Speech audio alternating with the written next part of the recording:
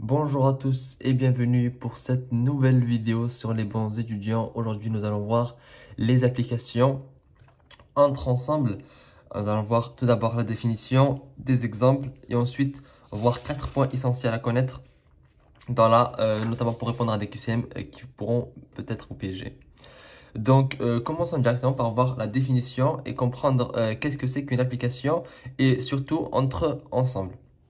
Donc, on commence par dire qu'il y a deux ensembles, X et Y, et une application de X dans Y est un procédé qui a tout élément de X appartenant à X, donc petit x appartenant à grand X, associe un élément noté F de X, donc ça on le lit F de X, dans Y.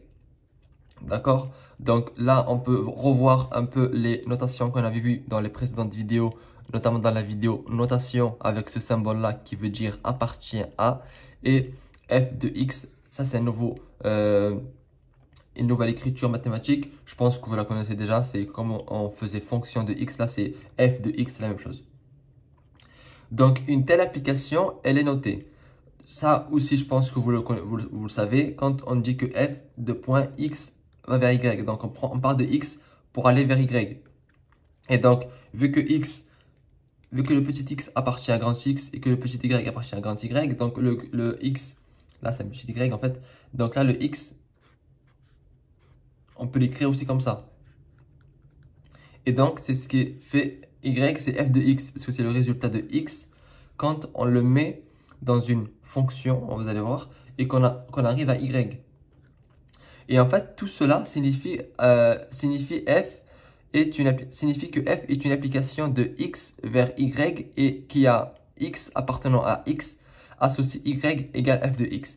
En fait, là, c'est tout simplement ce qu'on essaye de vous dire, c'est que f, c'est, on va dire, le moteur au milieu. On prend un x, il passe par f et on arrive à y. Et en fait, y, c'est f de x parce que c'est le résultat final quand on aura fait l'application. Donc, on passe de x à y, et ce y, il est égal à f de x. Parce qu'en fait, c'est le nouveau x, et pour avoir ce nouveau x, on a dû faire une application, et cette application, c'est le f. De toute façon, nous allons voir un exemple pour que vous puissiez comprendre. D'ailleurs, venons-en à l'exemple. Avant de voir cet exemple, je vous rappelle comme d'habitude qu'il y a en description plusieurs liens, plusieurs bons plans pour que vous puissiez gagner de l'argent, pour que vous puissiez en économiser en faisant vos achats en ligne. Il y a plusieurs liens, allez voir ça, les liens sont en description, ça va sûrement vous intéresser. Donc l'exemple, là on part de deux ensembles. Donc là on prend des ensembles qu'on a déjà vus, les réels. Donc là on nous dit qu'on part d'un réel et qu'on arrive à un réel. Ça c'est juste, en fait, là c'est comme un plan, on vous dit qu'on part de R pour aller dans R. Et à partir de là, on va voir l'exemple qu'on a ici. X égale Y égale F de A. Donc A, on va dire c'est n'importe quel nombre. Égale 2X plus 7. Donc là, on a F de X égale 2X plus 7. Ça, c'est notre fonction, on va dire. Ensuite, on part de X pour aller à Y. Et pour aller à Y, ce X là va passer ici pour arriver là. Donc en fait, on va faire X. On va le mettre dans cette fonction. Et quand on aura le résultat, ça va être Y en fait. Tout simplement.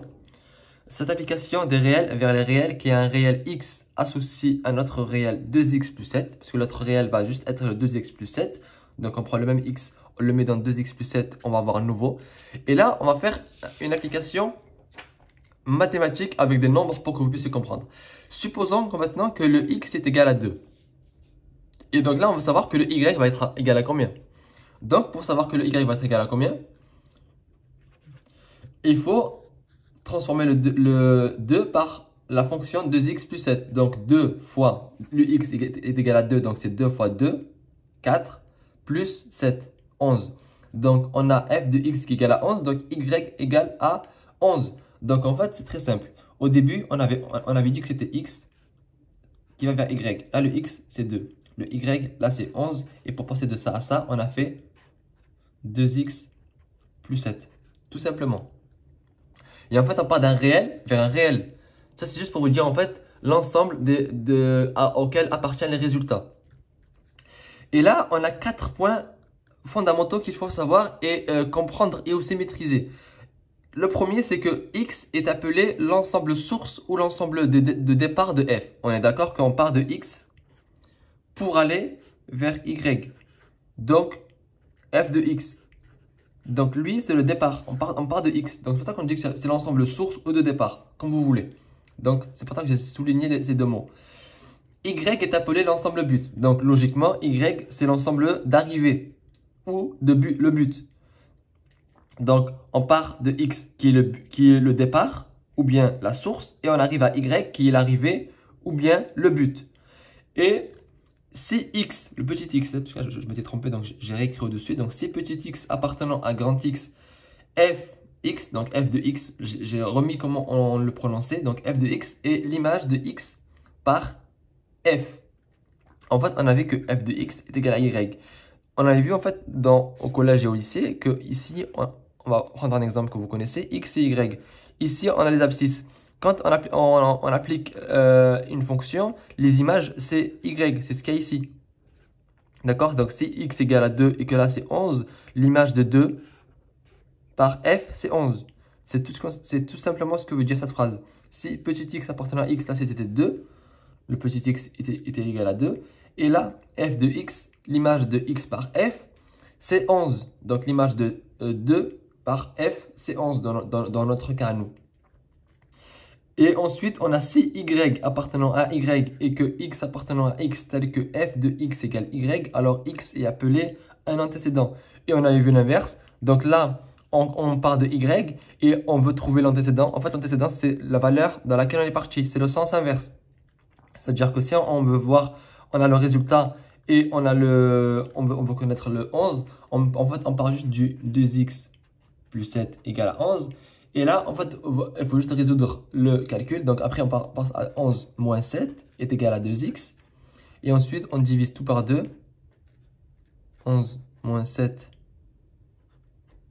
divisé par 2. Là, 11 moins 7, c'est égal à 4. 4 divisé par 2, c'est égal à 2. Donc, l'antécédent de 11 par f, c'est 2.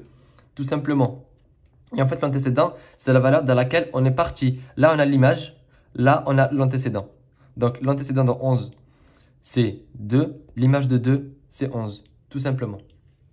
Donc là, c'est déjà la fin de cette vidéo. Mais on va quand même faire, comme d'habitude, un petit rappel de fin de vidéo pour résumer l'ensemble des notions que nous avons abordées dans cette vidéo. Tout simplement, il faut retenir qu'une application de x dans y, c'est un procédé qui a tout élément x appartenant à x associe un élément noté f de x dans y. Que une telle application, elle est notée de cette manière-là, ou bien de cette manière-là. Donc, il y a plusieurs manières de noter cette application. Ça signifie qu'une application de x vers y qui a x appartenant à x associe y égale f de x. Important. Donc, on va prendre un x, on va lui associer un autre, une image qui sera de la forme y égale f de x. Et ensuite, on a vu un exemple numérique avec on part d'un ensemble réel pour aller vers les réels. Donc ça, c'est l'image, on vous dit au début que le résultat, le but et la source, c'est un réel. Le résultat, ça va être un réel. Et après, on prend un exemple où c'est 2x plus 7. Donc, f de x égale 2x plus 7. Cette application des réels vers les réels qui est un réel x associé à un autre réel 2x plus 7.